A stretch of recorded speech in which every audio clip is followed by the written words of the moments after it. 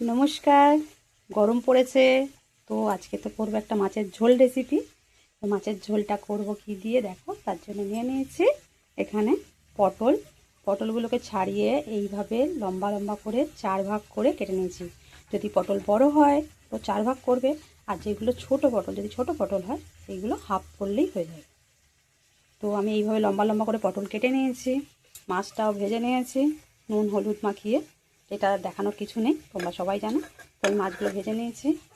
এখানে টমেটো আর পেঁয়াজ কুচিয়ে রেখেছি, এখানে পটল, আর এইখানে প্রথমেই শুরু করে দিয়েছি তেল গরম করে আলু ভাজা। যে তেলে মাছটা ভেজেছিলাম সেই তেলটাতেই আলুটা ভেজে নিচ্ছি।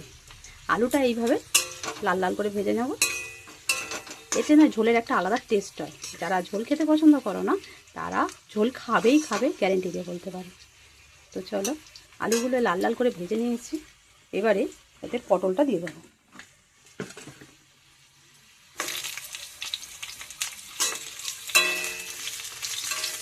পটলগুলো নেড়ে চেড়ে ভেজে নেব।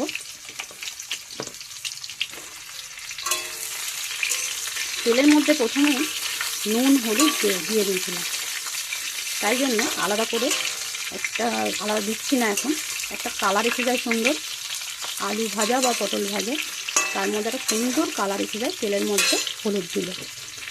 তাই জন্য আগেই তেলের মধ্যে হলুদ দিয়ে দিই।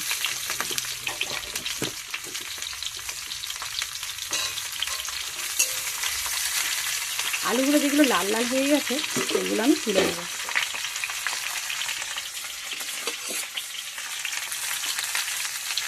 এইভাবে আলুগুলো লাল লাল করে ভেজে নিলে ঝোল করো যে কোনো তরকারিতে দারুণ টেস্ট হয়। তোমরা রেসিপিটা অবশ্যই প্রথম থেকে শেষ পর্যন্ত দেখো। এটা মনে হবে খুব সাধারণ সিম্পল, কিন্তু একটা টিপস যেগুলো দেখাবো সেগুলো দেখলে মনে হবে একটু আলাদা। তাই প্রথম থেকে শেষ পর্যন্ত ভিডিওটা অবশ্যই দেখো। একই রকম তরকারি একটু আলাদাভাবে করলে তরকারির স্বাদ দ্বিগুণ বেড়ে যায়। আলুগুলো সব তুলে নিলাম, এবারে পটল কটা ভেজে নেব।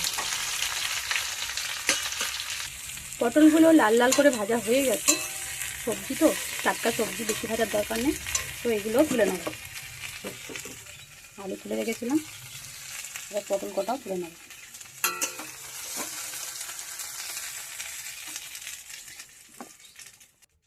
পটল কটা সব তুলে নিয়েছি। এবার কড়াইতে দেব সামান্য একটু তেল। সবই তো ভাজা হয়ে গেছে, শুধু একটু পেঁয়াজটা আর ফোড়নটা ভাজবো। তেলের মধ্যে প্রথমে দিয়ে দিচ্ছি কালো জিরে আর অল্প একটু সাদা জিরে, ব্যাস এটাই ফোড়ন। আর দেবো একটা কাঁচা লঙ্কা ফাটিয়ে।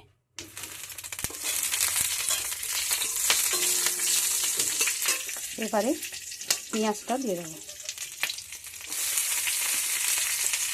পেঁয়াজটা কিন্তু পুরো লাল লাল করেই ভেজে নেবে, তবে ঝোলের একটা সুন্দর স্মেল আসবে ঝোলের মধ্যে। পুরো লাল লাল করে ভেজে নেবে। আর নিয়েছি ধনে পাতা। এখনকার ধনে পাতাগুলো দেখো পুরো একটা নোটে শাকের মতন মোটা আর কি লম্বা। তো যাই হোক, শাকগুলো পুরোটাই কেটে নেব।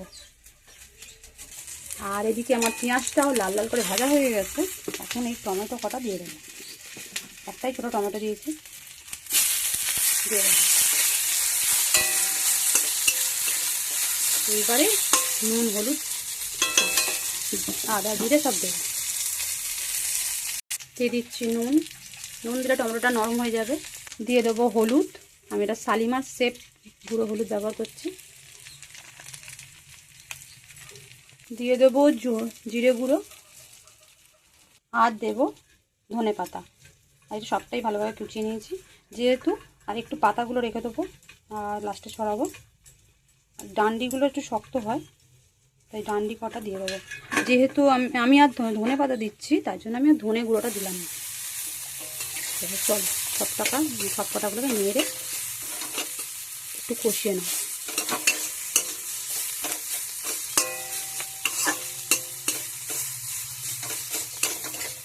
সুন্দর একটা ধনে পাতার গন্ধ বেরিয়েছে। আর আমি কিন্তু দেখো এই শিকড়গুলো পরিষ্কার করে শিকড় সমেত দিয়ে দিয়েছি, যেহেতু ঝোল হবে এর মধ্যে একটা ফ্লেভার ঢুকে যাবে ধনে পাতা ঝোলের মধ্যে। চলো এগুলো তো কষা কষা হচ্ছে, এর সঙ্গে এবার ভাজা পটল আলু সব দিয়ে দেবো।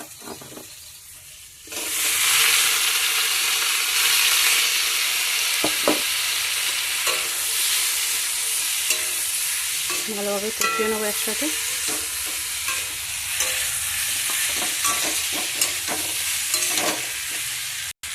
আমার এটা কষানো হয়ে গেছে, কেন সবই তো ভাজাই ছিল, তাই আর ভালোভাবে বেশি সময় লাগে না। তো এবারে একটু মশলা ধোয়া জলটা দিয়ে দেবো। প্রথমে অল্প জল দিয়ে একটু ফুটিয়ে নেব।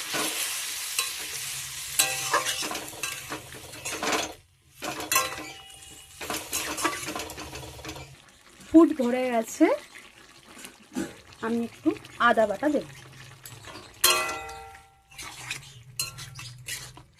আদা বাটাটাও ভালোভাবে নেড়ে ছেড়ে নিই।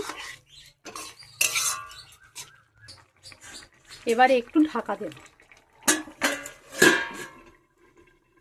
গ্যাসটা কিন্তু জ্বলেই যাচ্ছে।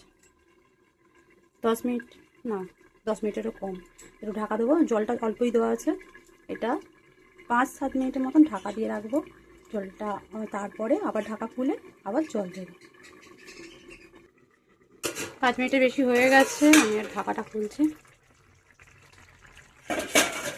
উফ, কি সুন্দর কালার এসছে, দেখেছো? খুব সুন্দর একটা কালার এসছে। এবারে মাছটা দিয়ে দিতে পারো যারা ঝোল কম খাও, আর যারা একটু ঝোল খাবে তারা এই সময় আর একটু জল দিয়ে দেবো।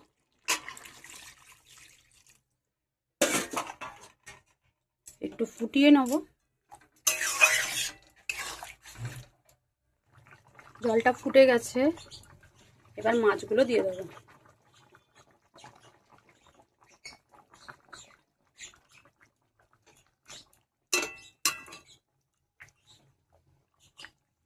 মাছগুলো সব দিয়ে দিচ্ছি।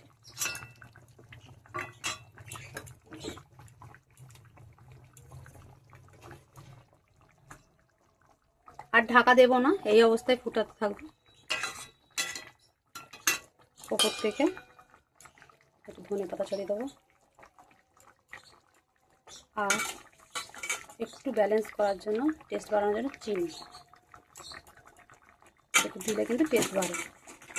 গরমে মাছের ঝোল রেসিপি তৈরি। রেসিপিটা ভালো লাগলে অবশ্যই এটা লাইক করো, তোমরাও বাড়িতে বানিয়ে খেয়ে বলো কেমন হয়েছে। আমি গ্যাস নিভিয়ে 10 মিনিট অপেক্ষা করবো, তারপর এটা নামিয়ে পরিবেশন করবো। তাহলে আমার রেসিপি কিন্তু তৈরি হয়ে গেছে।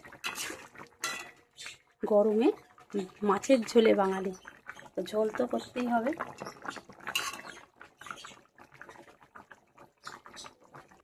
গ্যাস বন্ধ করে 10 মিনিট রেস্টে রাখার পর দেখো এখন কেমন দেখতে হয়েছে ঝোলটা। তো এবারে আমি এটা তুলে নেব। এই গরমে মাছের ঝোল খাওয়া ভীষণই উপকার, আর এইভাবে ঝোল বানালে যে কেউ তোমরা খেতে পারবে।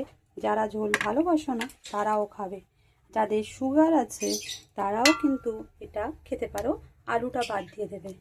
এইভাবে সবজি দিয়ে ঝোল খাওয়াও যেমন উপকার, আর শরীরের জন্যও ভালো।